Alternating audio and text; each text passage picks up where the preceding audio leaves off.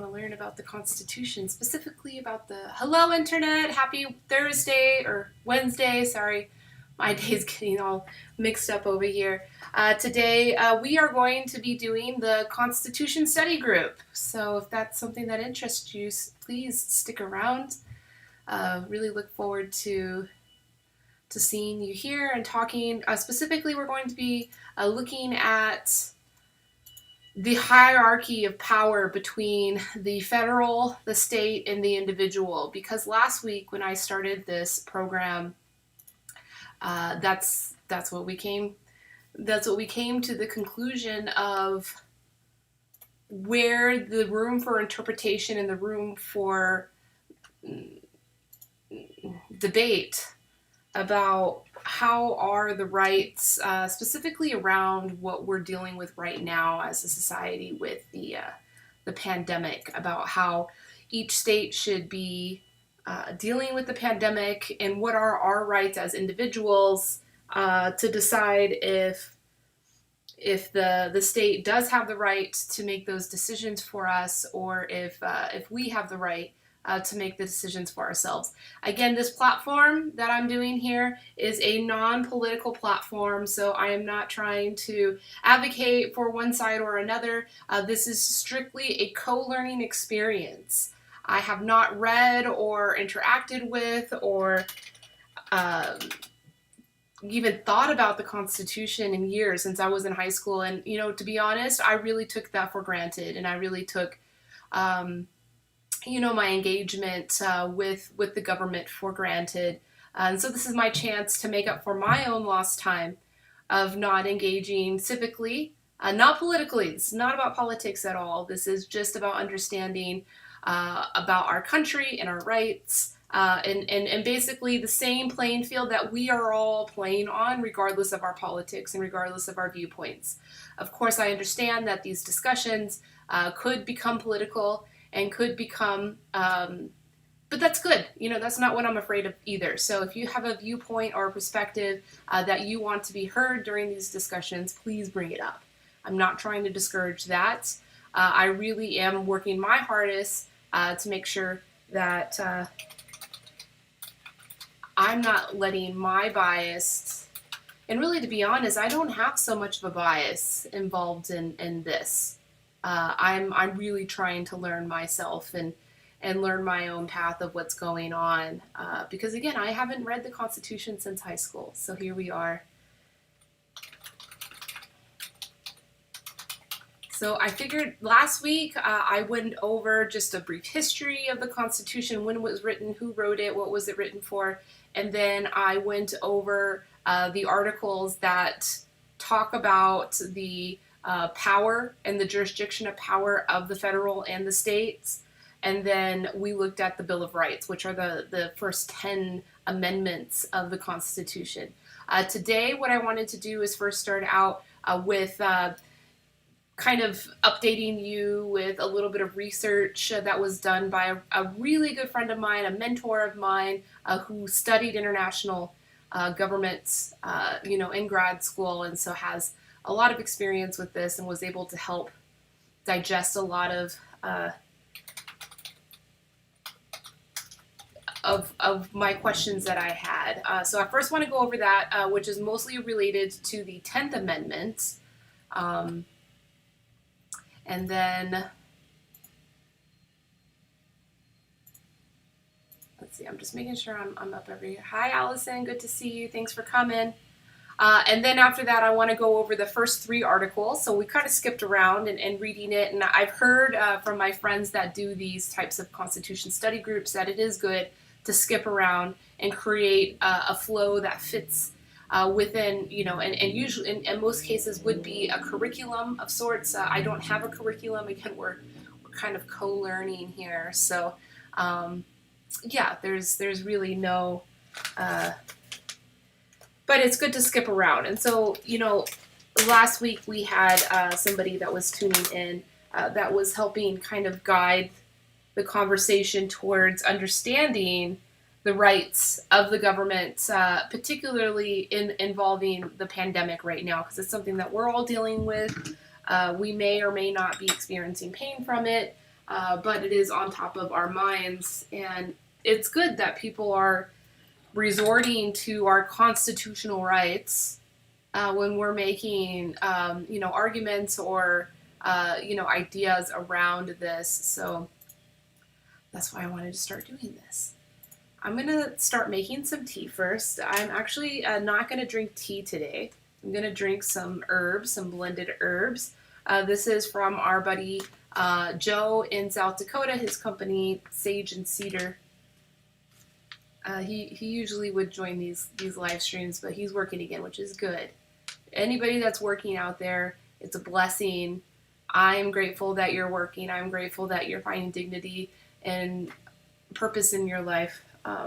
This is a blend of lemon balm, oat straw, chamomile, peppermint, and fennel, and it is called Relax.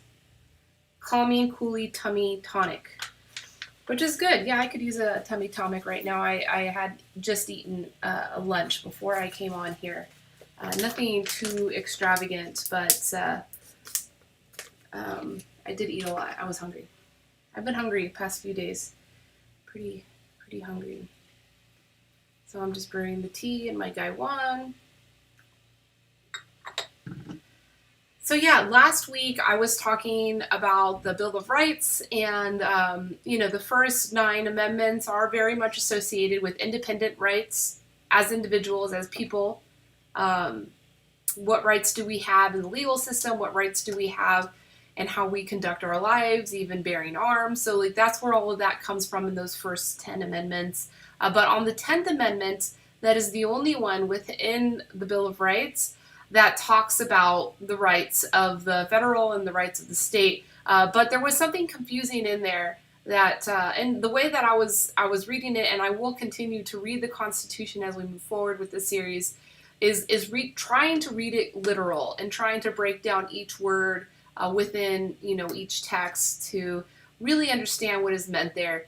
And so there's a line at the end of the 10th Amendment that says, or to the people, which confused me because it was talking about how the federal can make decisions about how the overall system works, but ultimately is going to give the right to the states to make the ultimate rules respectively and to the people. And that last 3 words there really confused me, and I reached out to my friend and mentor Tavia Campbell, who is one of the owners of Walls 360, which is an incredible print company. They actually print these decals that are behind me. These decals are restickable, amazing. They come on and off. If you've come here to TLET, we usually have coloring parties, and we give out stickers to everybody here through that. So she gave me actually a pretty detailed write-up, and it's actually quite entertaining. So I figured rather than trying to digest this and deliver it to you, I would just read it directly from her voice.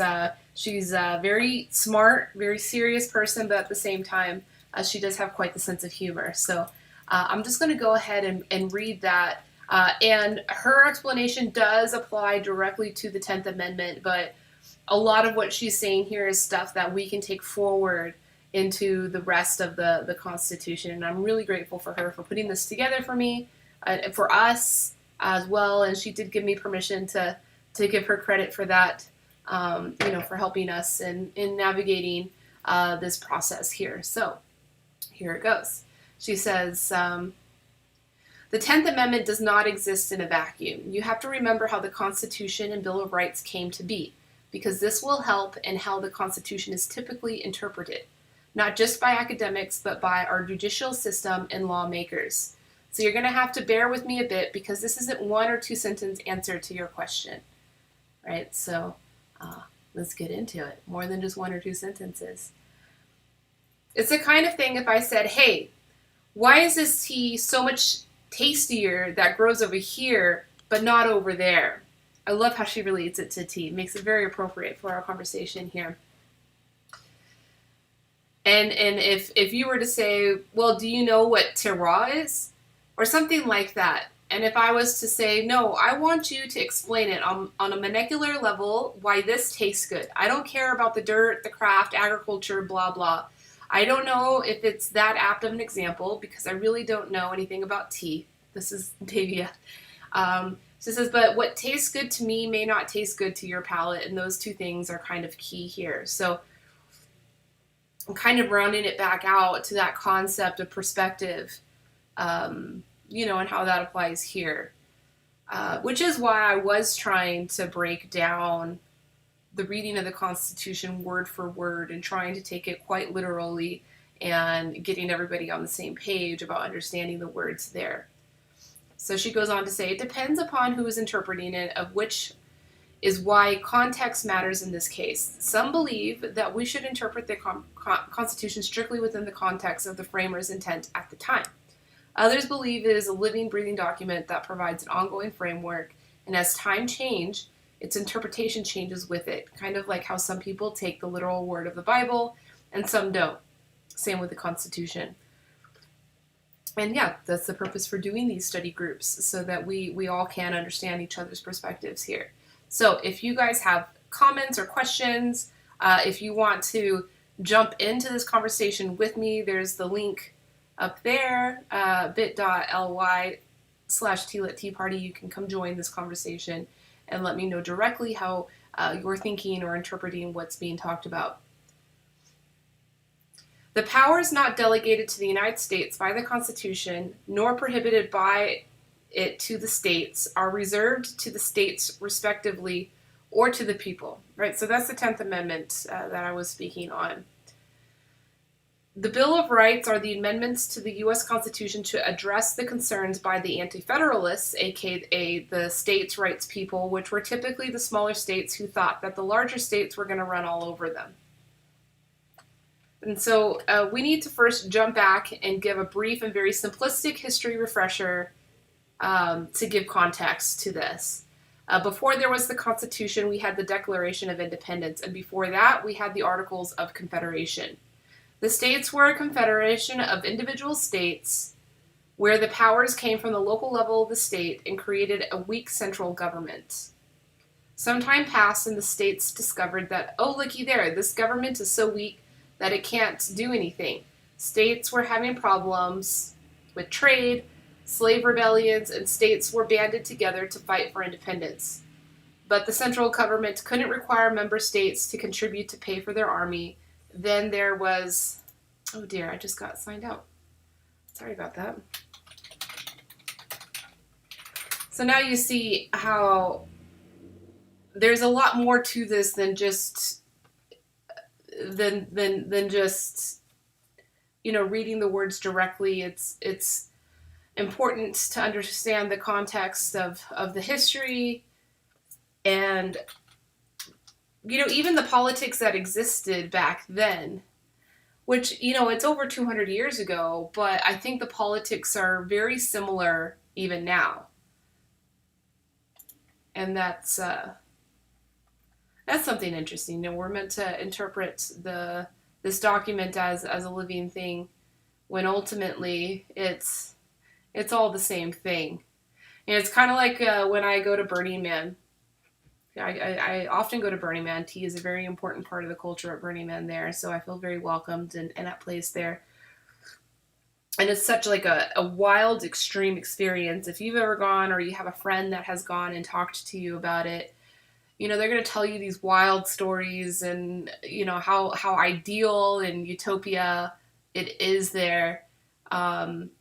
And for the first couple of years, I believed that. I believed it was really something special. And I still believe that, not to downplay the importance of that community and that experience. But over the years, came to realize that, all the stuff that, we go to Burning Man to try to escape from in this world, in this default world, as they call, exists in this utopia world as well. The politics, the disparities and power dynamics between different people and different sexes and different status symbols in life, they still exist there. So really hammers it in that a lot of the issues that we experience as cultures or as communities are things that ultimately we could see in other places too. And at the core, these themes that we deal with are things that like people all over the world deal with, regardless if we speak a different language, eat different food, or have different behaviors in our life. A lot of the same concepts remain the same. So the document's back up, and I will continue reading.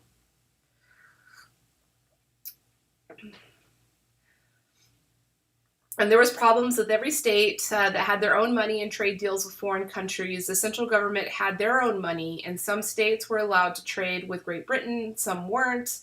And everything was kind of mad. Everyone was kind of mad at everyone because the central government couldn't do anything. And if Great Britain or a foreign power wanted to get up and make some trouble in America, they could because there was no central power. And one state could side with them and against and tell everybody, they're on their own. So yeah, it was a very dispersed, fragmented power dynamic between the different states. This is the context, the political context in which the Constitution was written in over 200 years ago, just so we can understand why things are written the way they're written. So some conventions were called, and our young country tried to figure it out. And this was called the Constitutional Convention, aka the Philadelphia Convention. And this is where, of course, the convention or the Constitution was drafted. At this convention, the original intent was to create a system of government under the Articles of Confederation because, see the above paragraph, what we were just talking about. But some of those founders were sneaky, and what they wanted was a new government, and just to fix the Article of Confederation. So we have the acclaimed General George Washington, who was a popular guy in leading the Continental Army during the Revolutionary War. He wanted a strong, effective national government because his friend Alexander Hamilton whispered in his ear, and General Washington became the president of the convention. Politics, as usual, sounds very familiar, right? To, recent times and to other times in history as well.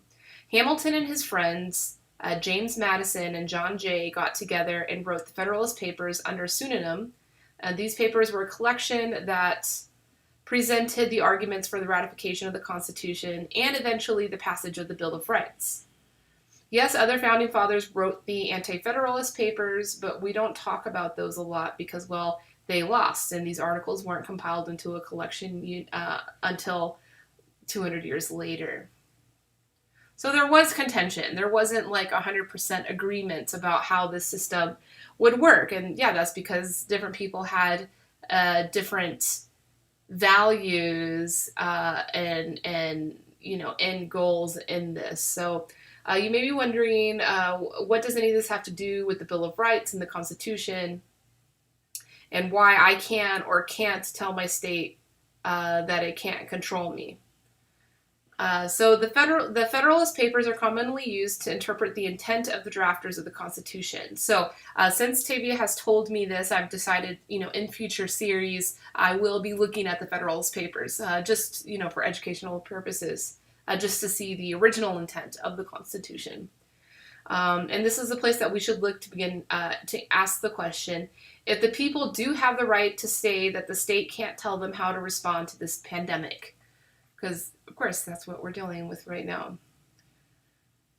So we have the history out of the way, and now we can apply the 10th Amendment to all this. And the 10th Amendment doesn't apply to this because it has nothing to do with individual rights versus state rights.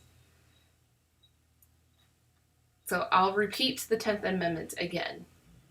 The powers not delegated to the United States by the Constitution nor prohibited by it to the states are reserved to the states respectfully or to the people. Right? So that was that or to the people thing. That's the whole source of all of this confusion and why Tavia helped us with this document. So from the above, you see how we have it here. So 13 states band together, some larger than others, some smaller, some richer, some poorer. So in order to create this overarching national government, you need to define the division of power between the federal and the state government, and that is exactly what the 10th Amendment does. States don't want the federal government to trample over them. It is saying the federal government's lane is defined by the Constitution, and the states get all the other lanes. Now, you might get hung up on "or to the people." Don't do that. Think of it this way. The federal government's authority comes from the states that ratified the Constitution. It is the states that granted what authority the federal government has. Now, where does the state's authority come from? Well, the people. And that's what it means in this context. The people choose the delegates to act upon their behalf. So the states defined not only the division of power, but also the separation of it.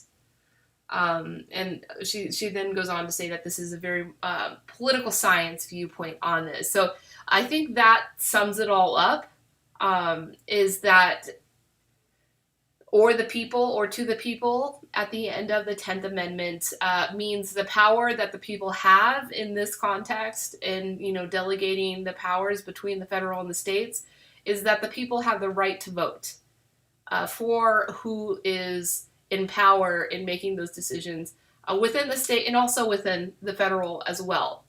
So kind of cool there to get that, the breakdown, and to see that whatever we end up reading in the Constitution, which after I finish this, I will go on to Articles 1, 2, and 3, which describe the 3 different branches of the government. That pretty much lays out like what powers the federal has. The federal is national level. It's that centralized power that was formed due to the Constitution. Because the context of when this document was written is that we had all of this distributed power between these different states, and that power was very imbalanced. Some states had more power or less power, very common to what's going on right now. And we behave, and our government acts in exactly the same way.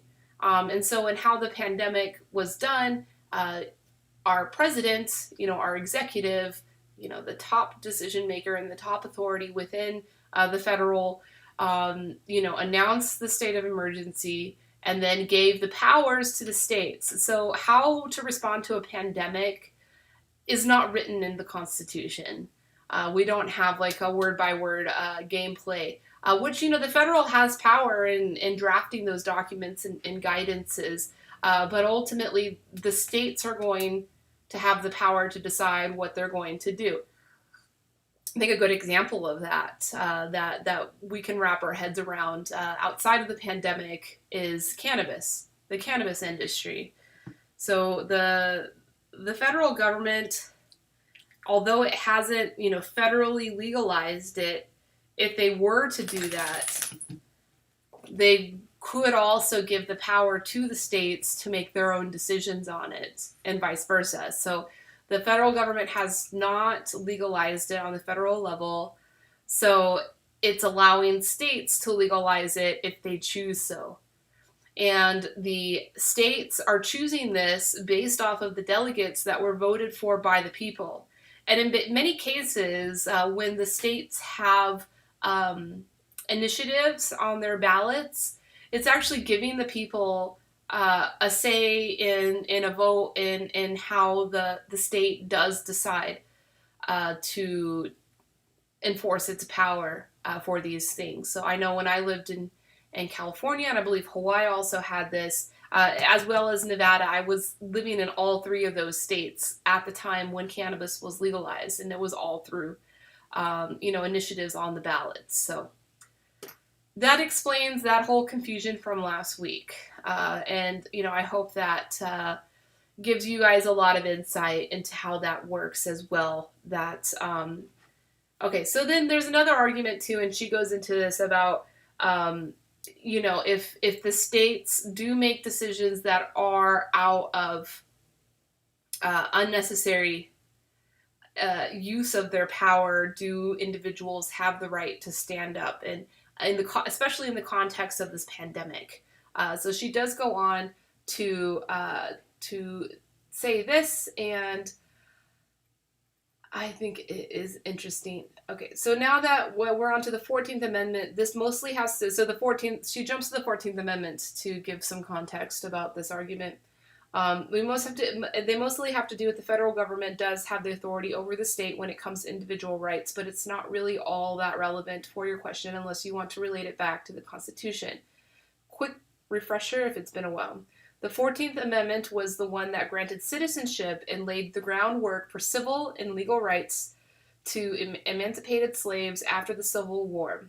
It is the amendment that gave the federal government the power over states so that states could not deprive those within a state's jurisdiction from equal protection under the law and due process. So this is one area of the Constitution that gives power over for the federal government over the state's power. And it reads, all persons born or naturalized in the United States and subject to the jurisdiction thereof are citizens of the United States and of the state within they reside. No state shall make or enforce any law which shall abridge the privileges or immunities of citizens of the United States, nor shall any state deprive any person of life, liberty, or property without due process of law, nor deny to any person within its jurisdiction the equal protection of the laws. So that's it. That's the literal writing of the 14th Amendment. So here's the problem. Constitutionally, the state can't make a law that would violate the Bill of Rights. The Bill of Rights does not address issues regarding a pandemic or public safety. The state does indeed have the right to declare during a national or state emergency certain limits on one's liberty and property. You could make the argument that you don't have to comply and wear a mask because it deprives you of your privileges as a U.S. citizen to your liberty, and now we have another problem with this argument. Okay, so we do have the right to say I don't need to wear a mask, right, based off of that. But the difference is a public health emergency that protects the health and safety of all citizens for the public good versus an individual right to possibly infect others. Two instances that you can look at if you want to ascertain the validity of this argument are seatbelt laws and drunk driving. The Constitution does not guarantee citizens' rights to not comply with public safety initiatives. Yeah, so it is kind of a murky area. The Constitution does not say one way or the other. Each state has their own constitution, so let's say take a look at Nevada's constitution. Now, as a matter of free speech, you have every right to say you can't make me wear a mask, but you do not have the right to endanger the public good in normal times and during a global pandemic. If the state were to order under an emergency order that everyone must wear a mask to ensure the protection, safety, and benefit of the people for the public good, then you don't have a constitutional argument for not wearing a mask.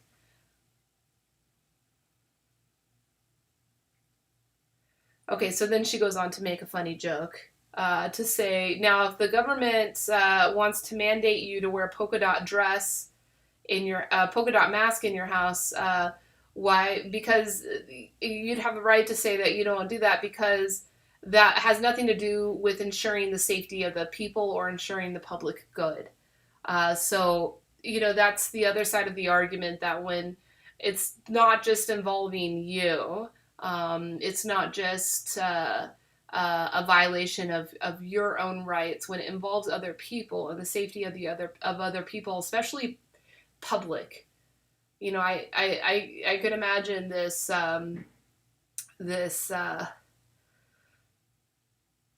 issue being a lot stickier if it was just for the protection of like a select few people within the public. But when you're talking about the general public, perhaps it's pretty pretty well explained that we don't have a right to defy state orders when it involves public safety. It's like drunk driving.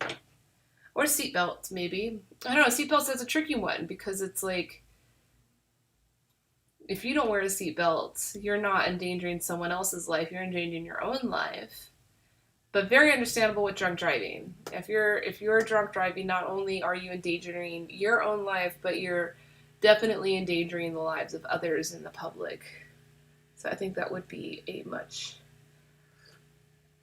stronger example. So if you ever find yourself getting involved in these conversations, hopefully these are not conversations happening on Facebook or social media. I don't advise on that and think that that's kind of a loss of good energy to be putting your energy into that.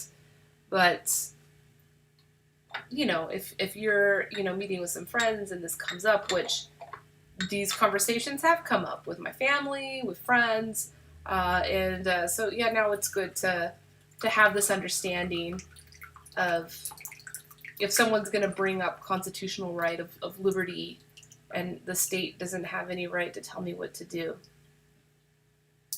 So she finishes out her write-up by explaining those rights and also about the public safety thing with, I don't know what section this is, but this is about inalienable rights. All men are by nature free and equal and have certain inalienable rights. Big boy, quiet. Quiet boy. Quiet boy. Sorry. Landscapers coming by. So, among which are those of enjoying and defending life and liberty, acquiring, possessing, and protecting property, and pursuing and obtaining safety and happiness. So, this obtaining safety is part of our right of protecting the public safety as individuals and as a community too. And also gives the right to the states to make decisions on what are the orders or what are the activities required to obtaining safety, public safety.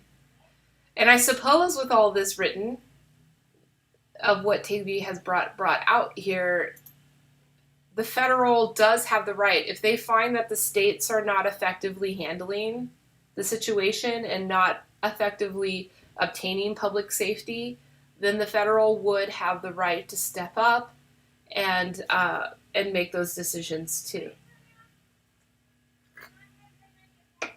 So I guess the argument could remain, particularly in regards to masks, because that seems to be a big point of contention. If information was to be revealed that masks are not effective of obtaining public safety, then we could be having this argument, because all of this is based on the assumption that masks obtain public safety.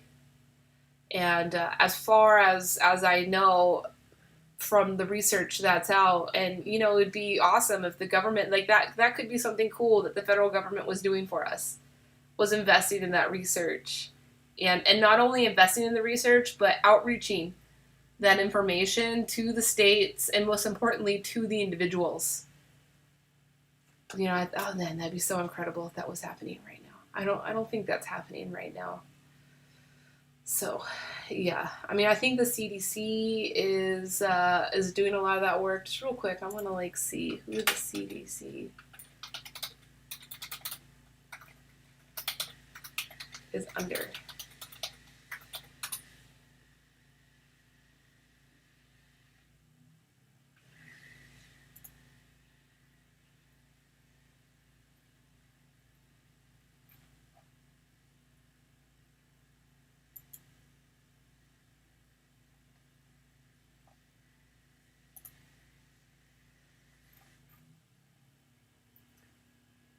It's under the federal government of the United States.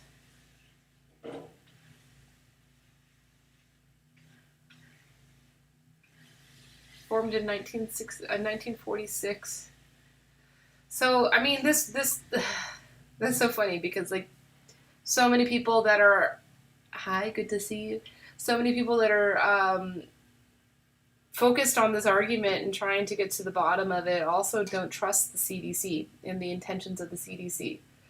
But as far as the Constitution is concerned and as far as the government is concerned, the CDC is under the jurisdiction of the federal government. And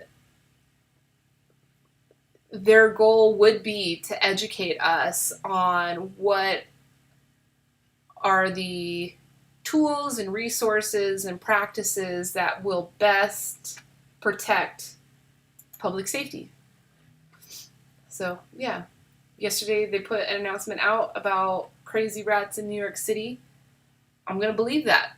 And I'm going to make an order on my own rights to not go to New York City until those rats go away. I don't like rats. There's one thing in the world that I am irrationally afraid of. It is rats. And like, well, they're saying that they're cannibalistic and crazy because they don't have any trash or food to eat from the restaurants. Oh, I can't imagine. Anyway, off topic. So the purpose of government's paramount allegiance to the United States. All political power is inherent in the people. Government is instituted for the protection, security, and benefit of the people, and they have the right to alter or reform the same whenever the public good may require it. This is from the Constitution. It's definitely from the Constitution. Again, I'm going to read that again because it's very important. Government is instituted for the protection, security, and benefit of the people, and they have the right to alter or reform the same whenever the public good may require it. So, the power that the people have, which the people have power, and that's people as in me, you, your neighbor, your aunts, your cousins, everybody. We all have the right to keep our government in check, and that's through voting. And guess what's coming up? We got an election coming up. So that's like our main activity that we can do to stand up for our rights, of course. But even outside of voting, we have a voice, right? The First Amendment says that we have the right to speak freely. So we can also do that too. So please do that. But please do that understanding the information that's present for us. And in this particular argument, we're talking about masks and whether the government has that right or not. We do have the freedom and the right to speak about anything in regards to that. But we also have to understand that the states or the federal government, if the federal government does decide to step up and start making decisions with it, they have the right to do in that last statement I just said. But it all has to be for the goal of public safety. And so, if you're going to make this argument, like, we shouldn't be talking about constitutional rights. We should be talking about this public safety and asking the government, okay, give us more data, give us more information, let us know more about, how these orders are protecting our public safety. So that's that. We can move on now. Thank you for bearing with me there. That was a fun one. Thank you, Tavia, so much for sharing that with us. Again, if you guys have questions, feel free to type them in. I'd be happy to try to process them for you. Okay, so real quick before I end this session, I'll probably be on for like another half hour or so. I'm going to go over the first 3 articles of the Constitution. So these are written immediately after the preamble. So they're the very beginning of it, and they highlight the 3 different branches of the federal government. So now we're talking about federal government. We're no longer talking about rights or individual rights. We're just talking about how the government is structured. So little dry, but we need to get through it. So Article 1, Section 1. All legislative powers herein granted shall be vested in a Congress of the United States, which shall consist of a Senate and a House of Representatives. Okay, so we're talking legislative now. Section 2. The House of Representatives shall be composed of Bitcoin. Quiet, boy. Sorry, everybody. The House of Representatives shall be composed of the members chosen every second year by the people of the several states, and the electors in each state shall have the qualifications requisite for electors of the most numerous branch of the state legislature. No person shall be a representative who shall not have attained to the age of 25 years and been 7 years a citizen of the United States, and who shall not, when elected, be an inhabitant of the state in which he shall be chosen. So, technicalities. Representatives and direct taxes shall be apportioned among the several states which may be included within the Union according to their respective numbers, which shall be determined by adding to the whole number of free persons, including those bound to service for a term of years, and excluding Indians not taxed, 3/5 of all persons. That's interesting. That term is still in there.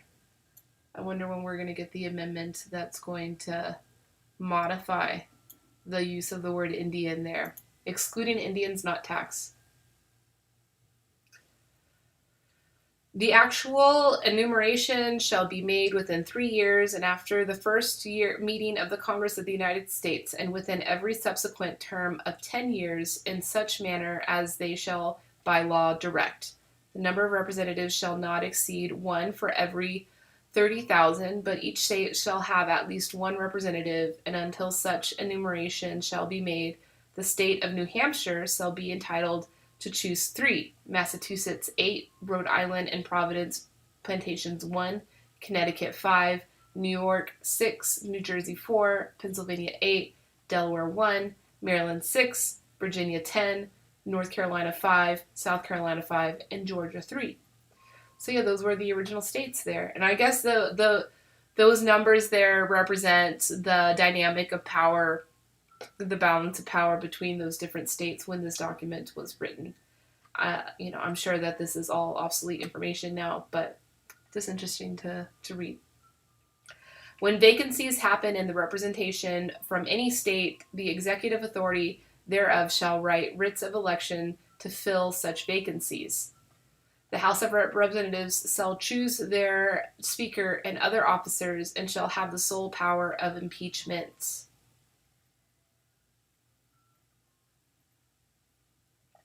So we saw that recently with our current president, how the first trial went through the Congress and then the second went through the Senate. So the House of Representatives makes the initial choice if we're going to go through with the impeachment process or not. Section 3. The Senate of the United States shall be composed of 2 senators from each state, chosen by the legislature thereof for 6 years, and each senator shall have 1 vote. Immediately after they shall be assembled, in consequence of the first election, they shall be divided as equally as may be into 3 classes. The seats of the senators of the first class shall be vacated at the expiration of the 2nd year, of the 2nd class at the expiration of the 4th year, and the 3rd class at the expiration of the 6th year, so that 1/3 may be chosen every 2nd year. And if vacancies happen by resignation or otherwise during the recess of the legislature of any state, the executive thereof may make temporary appointments until the next meeting of the legislature, which shall then fill such vacancies. Again, more technicalities. But yeah, the president has some power there. No person shall be a senator who shall not have attained the age of 30 years and been 9 years a citizen of the United States, and shall not, when elected, be an inhabitant of the state for which he shall be chosen. The Vice President of the United States shall be the President of the Senate, but shall have no vote unless they be equally divided. The Senate shall choose their other officers and also a president pro tempore in the absence of the vice president or when he shall exercise the office of the President of the United States. Again, more technicalities. The Senate shall have the sole power to try all impeachments. When sitting for the purpose, they shall be an oath or affirmation. When the President of the United States is tried, the Chief Justice shall preside, and no person shall be convicted without the concurrence of 2/3 of the members present. Judgment in cases of impeachment shall not extend further than the removal from office and disqualification to hold and enjoy any office of honor, trust, or profit under the United States, but the party convicted shall nevertheless be liable and subject to indictment, trial, judgment, and punishment according to law. Section 4. All right, we're almost done with kind of. The times, place, and manner of holding elections for senators and representatives shall be prescribed in each state by the legislature thereof, but the Congress may at any time by law or alters such regulations exempt as to the places of choosing senators. The Congress shall assemble at least once in every year, and such meeting shall be the first Monday in December, unless they shall by law appoint a different day. I didn't know that. Cool. Section 5. Each house shall be the judge of the elections, returns, and qualifications of its own members, and a majority of each shall constitute a quorum to do business, but a smaller number may adjourn from day to day and may be authorized to compel the attendance of absent members in such manner and under such penalties as each house may provide. Each house may determine the rules of its proceedings, punish its members for disorderly behavior, I wonder what that is, and with the concurrence of 2/3 expel a member. I'm going to have to look that up after we finish that. What is disorderly behavior for senators? Please excuse the ice cream truck. They're trying to taunt us with ice cream. Each house shall keep a journal of its proceedings, and from time to time publish the same, except such parts as may in their judgment require secrecy, and the yeas and nays of the members of either house on any question shall, at the desire of 1/5 of those present, be entered on the journal. Neither house during the session of Congress shall, without the consent of the other, adjourn for more than 3 days, or to any other place than that in which the two houses shall be sitting. So, that's interesting. The ice cream truck is playing Christmas holiday music. Hi, Paul. I'm guessing it's Paul. Good to see you. This is our Wednesday Constitution Study Group. We do it every Wednesday starting at 2 Pacific in the afternoon. And we just read different parts of the Constitution and talk about how that applies to, modern issues and things that we're thinking about on a day-to-day. So feel free. I know that this is the United States Constitution and doesn't apply to everybody. We have such an international crowd, but there is relevance because the United States Constitution is the longest running living document of its sort. It was the first one written in the way it was written with, centralized and distributed powers. It now has become the inspiration and, kind of foundation for a lot of other constitutional governments around the world. So, I think there's importance of understanding the Constitution in which the United States works within, because there is a lot of influence in other places around the world. Oh man, there's still a lot more to this one. I'll finish it. Maybe I won't go to the other ones. I'll just stay within Article 1. Article 1 is strictly about representation of the House and Congress. Or Senate and Congress, sorry. Section 7. All bills for raising revenue shall originate in the House of Representatives, but the Senate may propose or concur with amendments as on other bills. Every bill which shall have passed the House of Representatives and the Senate shall, before it become a law, be presented to the President of the United States. If he approve, he shall sign it, but if not, he shall return it, with his objections to that House in which it shall have originated, who shall enter the objections at large on their journal and proceed to reconsider it. If after such reconsideration 2/3 of the House shall agree to pass the bill, it shall be sent, together with the objections, to the other House, by which it shall likewise be reconsidered, and if approved by 2/3 of the House, it shall become a law. Cool. So that's how we can get things going without the president. But in all such cases, the votes of both House shall be determined by yeas and nays, and the names of the persons voting for and against the bill shall be entered on the journal of each House respectively. If any bill shall not be returned by the President within 10 days, Sundays excepted, After it shall have been presented to him, the same shall be in law, like in manner as if he had signed it, unless the Congress by their adjournment prevent its return, in which case it shall not be a law. Every order, resolution, and vote to which the concurrence of the Senate and House of Representatives may be necessary, except on a question of adjournment, shall be presented to the President of the United States, and before the same shall take effect, shall be approved by him or be disapproved by him, shall be repassed by 2/3 of the Senate and House of Representatives according to the rules and limitations prescribed in the case of a bill. So yeah, that's how bills get passed. That's how laws get passed. So all laws that we have at the federal level, which include laws that are regulated by bureaucracies, have to be implemented through a bill. And so that voting process that was just described in such a lengthy fashion there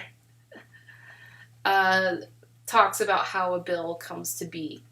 Now, a lot of times the bills, you think about representatives that have spent their lifetimes to achieve those positions in politics. It's very likely that they're not going to be like area or industry experts on the laws that are being passed. And so that's why they have to rely on the people. So officially they rely on the people. So a good politician will be out in the community, will be out in the industry directly themselves and asking the people, which include people within organizations. And so that's how I view how organizations, corporations, and business engage with politics. It should be even the people within those organizations that get a say into explaining, as a stakeholder of, some issue that is under review, how a law should be framed. And then the politician will draft that and present that for a vote.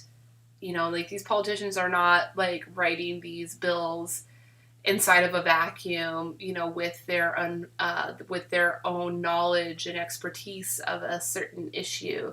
But how it really works out is we have something called lobbyists that help frame the wording and the motivations, and these lobbyists are on it. They are constantly engaged with these politicians and constantly engaged with industry, and they're not engaged with industry as a third party researcher that's just curious about what's going on and wants to honestly and transparently liaison between industry and government.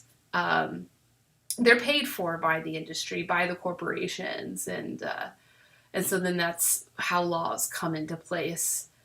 So that's something else as people, that if we want to be more engaged and practice more of our rights, our constitutional rights, not only can we vote, but we can be engaged with this process of communicating with our representatives about the laws that either we want them to vote on. So these laws are you can go online and all the laws that are currently under review or in the voting process are available for our viewing on the internet. We can find all of them. And so you can read through them and you can find out, actually this law is pretty great. I want to contact my representative and tell them that they should vote for this because it represents, what I want. So that's civic engagement. That's beautiful civic engagement there. But to take it a step further would be to even be proactive on this, of helping with the law writing process. And because right now it's pretty much controlled by the lobbyists who are funded and motivated by the corporate interests that have hired them. An individual wouldn't have the resources to hire that, but individuals have a lot of power, and so that's something that personally, specifically with my interest in the hospitality industry. So on Mondays, I do a similar type of educational talk where it's a discussion about how to build a dignified future for hospitality, and government policy changes is an important part of that, a very important part of that. So we would need bills to go into this election process and to get approved and to, get enforced. And yeah, so I'm like researching that whole process. How do we create a collective voice, and how do we give that collective voice power to be reached by politicians that can work with them to find these laws that can help with the problems of the actual stakeholders. So in the hospitality frame, in that context, there is a coalition of restaurant owners, chefs and restaurant owners that are lobbying for. There's two main asks that they're asking of the government right now. One of them is to extend the payroll protection an additional month, so that they can get more funding to pay their workers for an additional month. That's just for restaurants, because restaurants, like they were forced to be closed down. The state, hammered down and said for public safety, restaurants have to be closed. And then the second ask they have is for additional funding, like bailout funding, essentially. And so they, as a collective, these people have come together. They've created a united ask and working with the politicians to get a bill under review, which, would make these fundings available. But, a lot, the policy changes that I think are going to be needed are a lot different than just a financial bailout. They're deeper and involving more stakeholders. So more of a discussion that's needed. But I look forward to that learning process, and it's cool to read in Section 7 of Article 1 the exact rules of the bill passing process. So Allison, I'm going to read your comment now. You say, unfortunately, due to other commitments.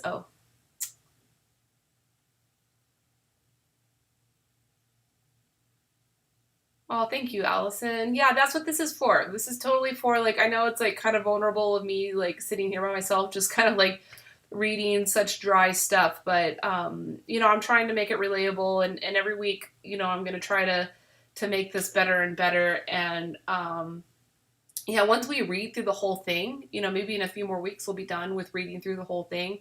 Then we'll have time to talk about some of these issues and ideas within different contexts to increase our perspectives so that we can become better. So yeah, Allison, you didn't miss much last week. Last week was really just looking at the history of the Constitution, who wrote it, what was the context. I believe the history that I gave earlier today is deeper than even the history I gave last week. Last week was very technical history. It was written in this year by this person, but today, talked about, really painting a picture of what the context of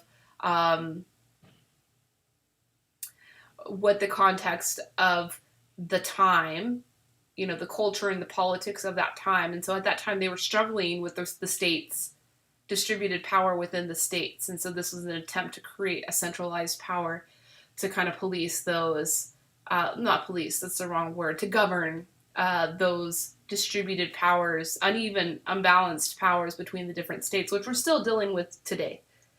Some states are much bigger and have much different issues to deal with than other states, but ultimately we're all working under the same context and under the same protections. So that's nice, that's really cool. This is really cool. I'm really proud of our government, and I think it's taken for granted a lot,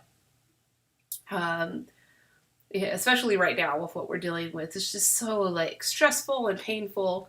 And a lot of people are feeling that the government is not behaving correctly. And definitely, individuals within the government are not behaving correctly. But I think perhaps in doing these types of activities, we can better know our own powers as individuals about how to make that right. And so I mean, the gist of what I want to get across here, again, it's not a political message at all, is that like fighting over our, individual rights, our constitutional individual rights, to, respond as individuals to this pandemic the way that we want to, in that the state making the choice of how we need to respond to this, being incorrect, and that our rights are more important than the state's decisions.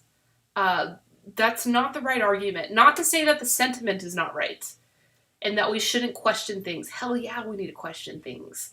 But, resolving to that is not the solution.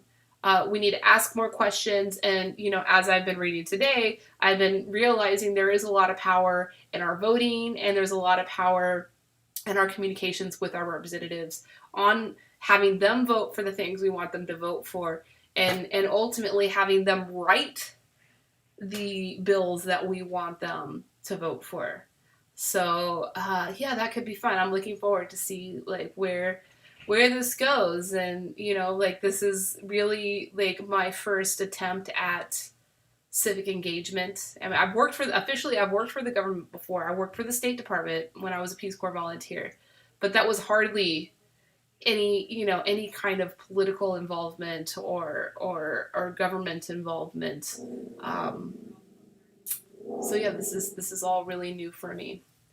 So there's just a few more sections of this first article, dealing 3 more sections, and I'll just do those quickly, and then I think we'll finish for the day. And I've been going for a little over an hour now. Section 8. The Congress shall have power to lay and collect taxes, duties, imposts, and excises to pay the debts and provide for common defense and general welfare of the United States. But all duties, imposts, and excises shall be uniform throughout the United States. To borrow money on the credit of the United States. To regulate commerce with foreign nations and among several states and with the Indian tribes.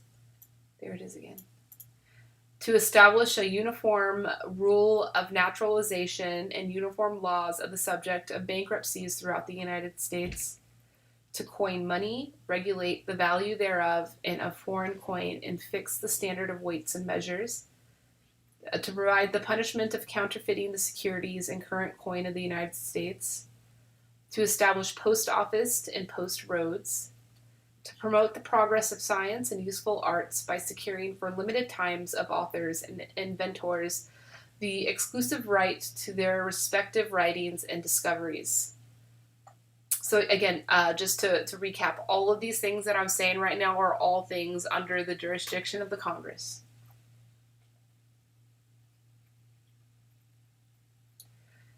To constitute tribunals inferior to the Supreme Court. To define and punish piracies and felonies committed on the high seas and offenses against the laws of nations. See, I mean, we have something in here about pirates, and we couldn't have something in here about pandemics. I mean, the world has already had, at this point when this document was written, the world had already experienced several pandemics, historical and memorable plagues and pandemics. Bitcoin, quiet boy. So why couldn't the Constitution have addressed, pandemics specifically? But they address pirates. That's good. Because pirates are a big issue. I mean, I don't mean to devalue the threat of pirates. I know it's a legitimate threat, but the threat of a pandemic is, I mean, we're facing it right now. And yeah, that wasn't written in the Constitution. So that has left a little bit of negotiation room for arguments about our rights and how to respond to pandemic. Anyway.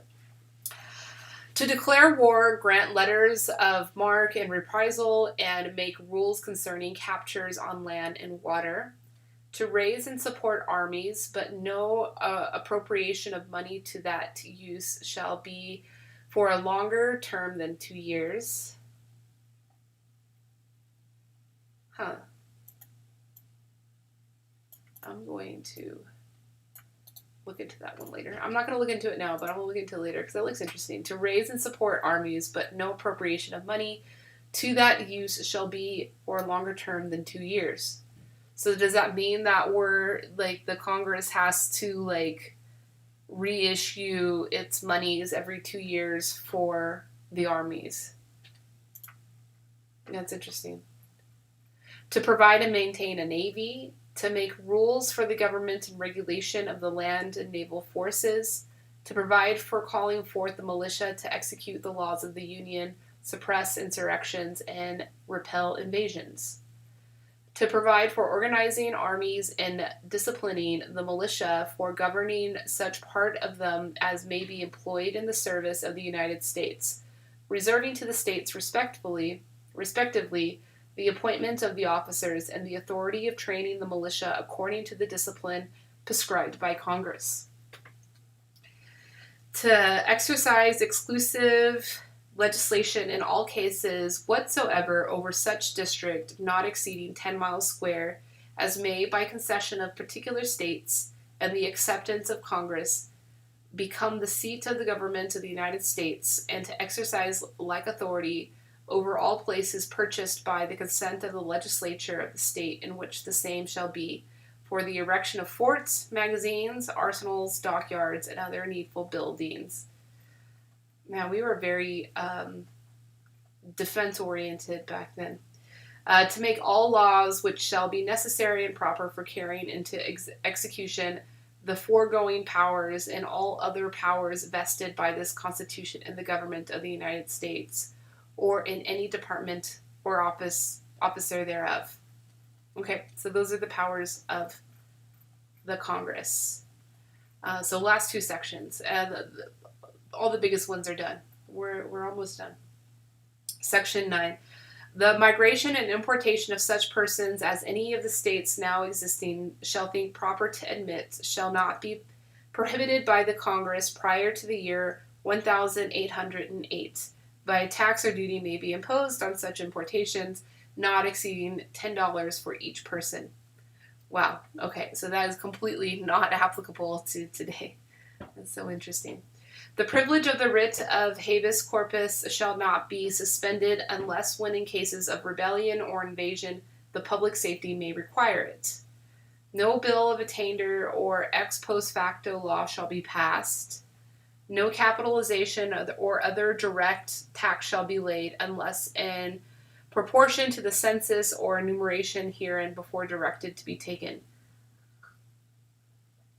No tax or duty shall be laid on articles exported from any state.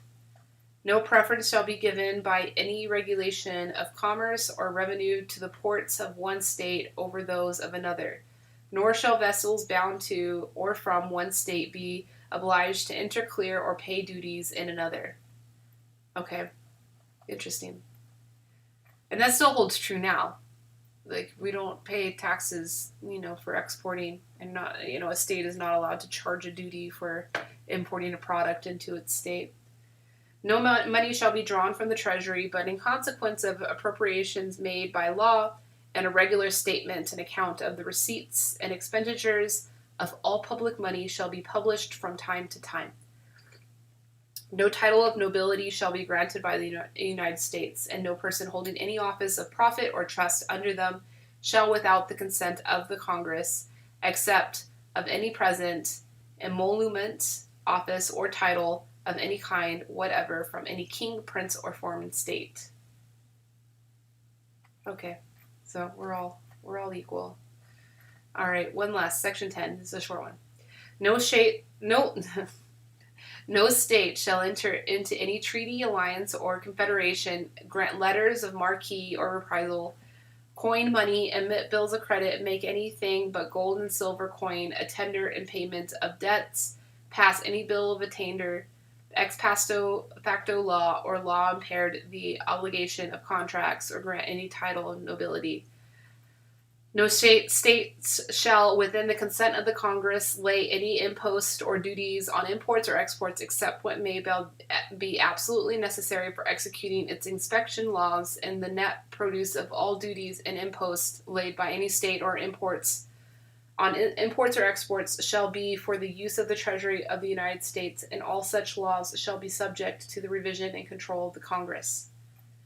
No state shall, without the consent of Congress, lay any duty of tonnage, keep troops or ships of war in time of peace, enter into any agreement or compact with another state or with a foreign power, or engage in war, unless actually invaded or in such imminent danger as will not admit of delay. Okay, so yeah, that's all pretty clear. Lays out the power and structure of our legislature. And the last two sections there, of course, highlighting the limitations of power for those. So all very useful information.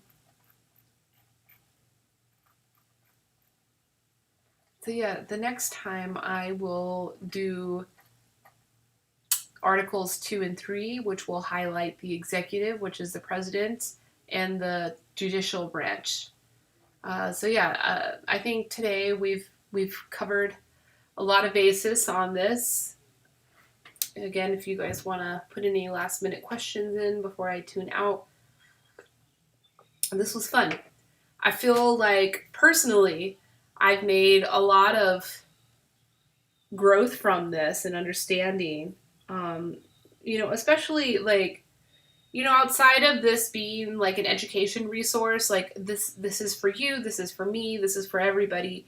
And the backstory on why I even started these Constitution study groups was because I wanted to offer this.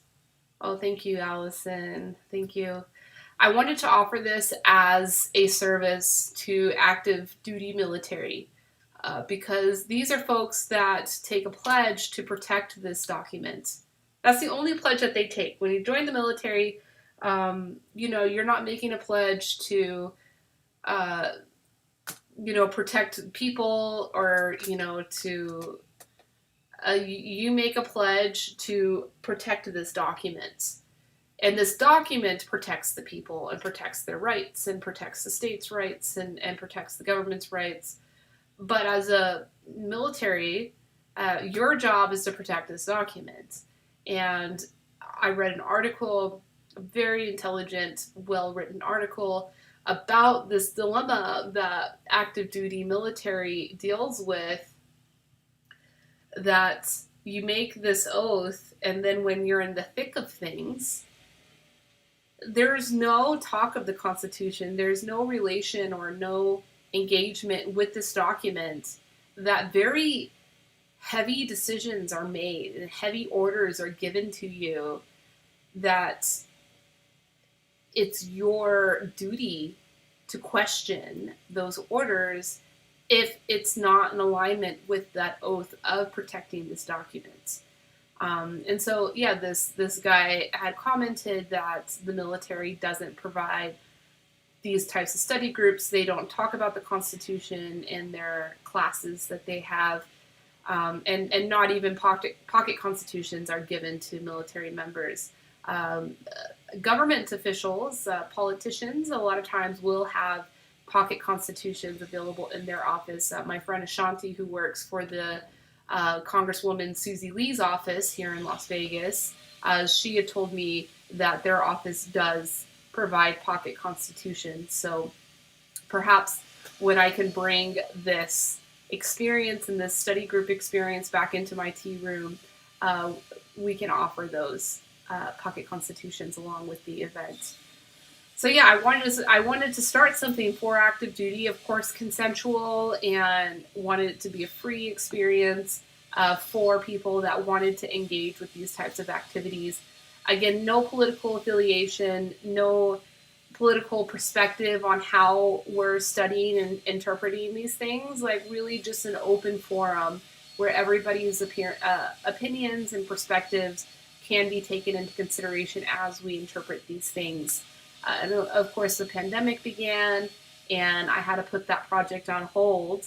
But the pandemic also brought out from the public, not just from politicians or from active duty military who their job is to protect this document, but the general public started to become defenders of this document.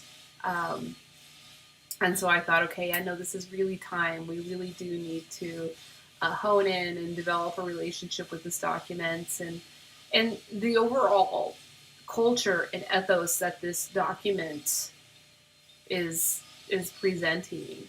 You know, even though it was written over 200 years ago, it's still very relevant to modern times. And yeah, so I'm going to sign off soon. I'm going to leave you with the call of action to vote. If you don't know what voting means for you right now, what you can do is go onto Google and you can put in your county and vote.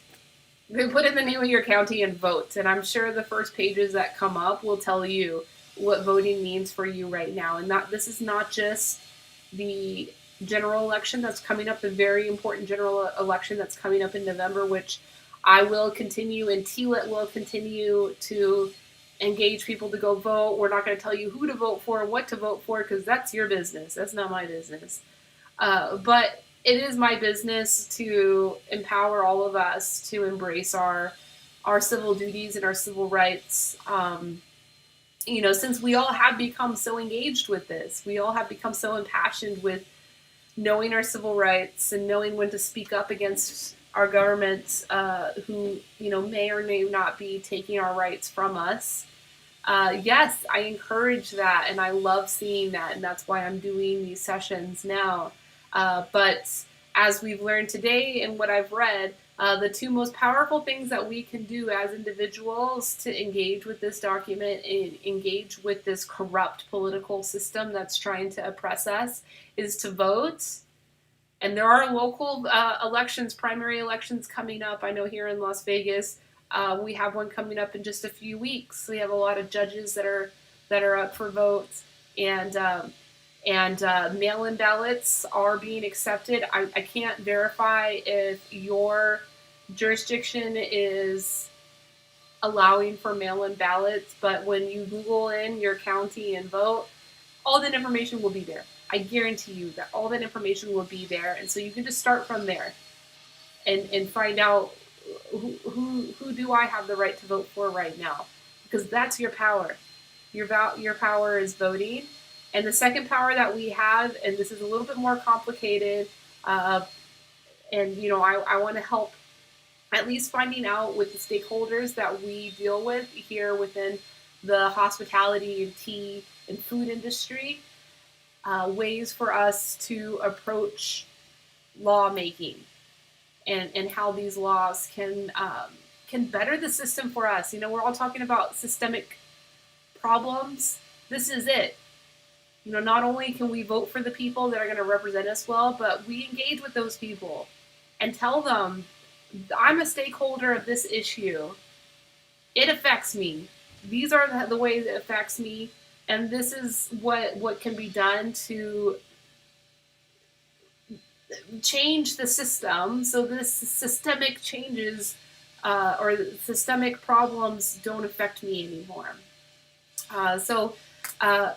Empowering. We do have a lot of rights and a lot of privilege here, and I think that we need to fully embrace them, all under this ethos that we've created here at TLETS, and why I think that you're here is to learn how we can better the world and better connect and better represent truth and perspective and consideration for everybody's perspective. So with that, I am going to leave you. I appreciate your time. Thank you so much for coming and joining me for this experience. I hope it's been rewarding and enriching for you, and I look forward to continuing this conversation next week. Have a beautiful rest of your week. Aloha.